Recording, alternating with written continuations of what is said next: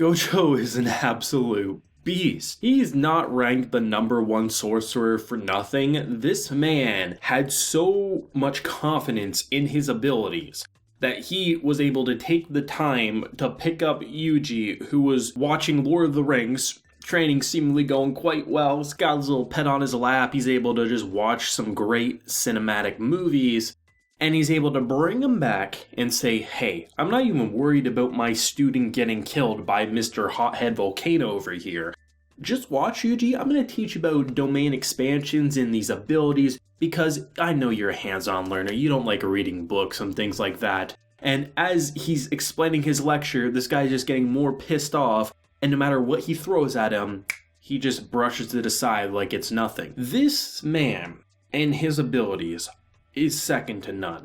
The animation was a league of its own for what we've seen already this much of Jujutsu Kaisen.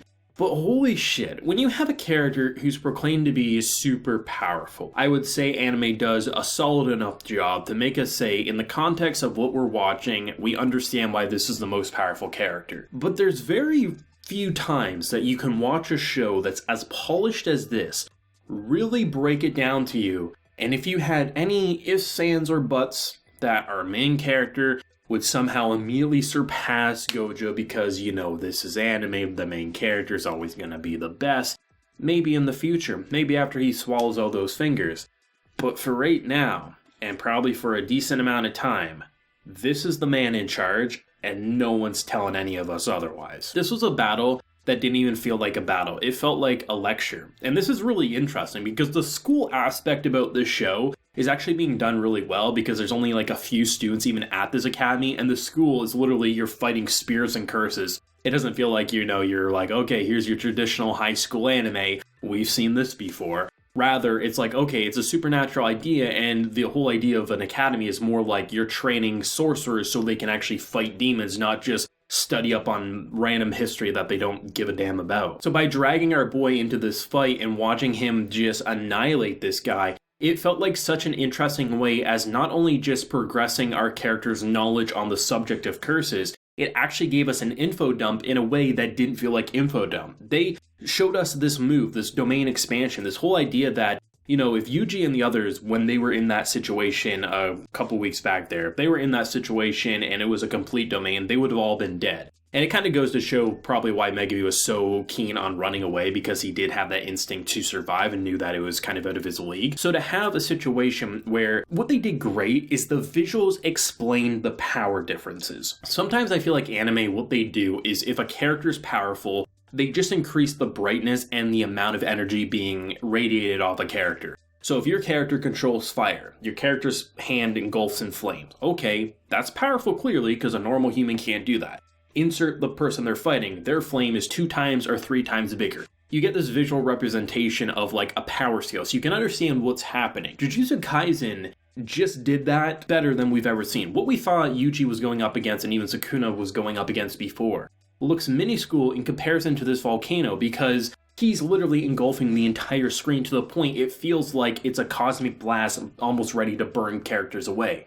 And then when you get a character such as Gojou who's not even flinching and has this infinity barrier that just you can't even touch him, they do so many subtle cues to really give you an idea of power in this series. Because when you say he's the most powerful, it's hard to say like, okay, what really can he do? And when characters can't even touch him after you start the episode with one of the biggest laser blasts I've ever seen, and you're saying that can't touch him and nothing can touch him. You can't touch this. That song should be playing with this guy every time he's on screen because that's how powerful he is. They did such a remarkable job at really showing us just his overall defense. But then when he activates his own barrier and you see his eyes and you're like, okay, this is clearly something else. The whole idea of showing infinity to this character, that usually that would be like you would just die peacefully, seeing everything but unable to answer anything. It's such a horrifyingly peaceful way to go out. The answers to everything but not being able to do anything. But because he wanted answers, he just ripped his head off. And the fact that ripping your head off is less dangerous than just standing still with the universe kind of flowing through your eyes, they did such a great job at not only explaining more about the sorcery and curse aspect of the series and what you should and shouldn't do at your current level, Yuji, they also really represented what the power imbalance and power difference really is with characters like Gojou and the others that we've witnessed, and it puts into perspective the characters that we fought from Yuji and Megumi and things like that. We know they are small fry in comparison to what they have to go up against, and now that we kind of have a goal that he says, I want you guys to be able to deal with characters like those, you're like, okay, we now see a relatively easy to follow path on the train to get him into being a powerful sorcerer. This fight was incredible. The magma and the flames calling a character who is powerful weak to his face to piss him off even more as you're just walking on water. This show is remarkable. The visual production was immaculate.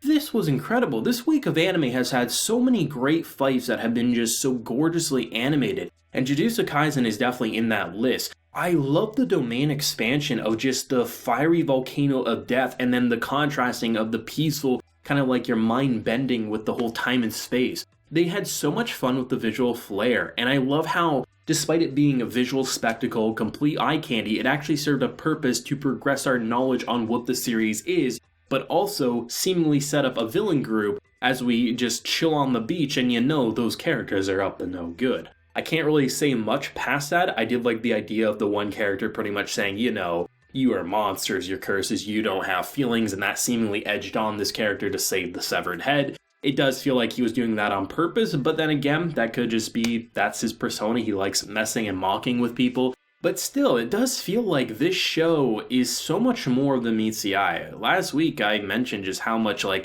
the ideas at surface level you would think is nothing extraordinary, but the execution turns it into such a fresh idea. And once again, the way they use visuals and fighting to info dump us, but not feel like it's info dumping while also progressing to such an intriguing plot line. We got a new date that they're going to try to attack this guy, and I don't feel like he's invincible. I do feel like there's going to come a point where he is defeated. I'm not sure if they'll ever kill Gojou, but I do feel like we will build up to a moment where he is defeated, and that will just completely shake our understanding of what the series is as well. It doesn't feel like this guy's invincible, and I think that's a good point about this episode. What we saw was ridiculously powerful, but it doesn't feel like he's indestructible. And when there comes a point where he's actually scared, that's when the viewers watching are going to know that something big and bad is probably going to happen. This episode was mostly action, but it revealed so much about the sorcery and curse aspect that how can you not love it?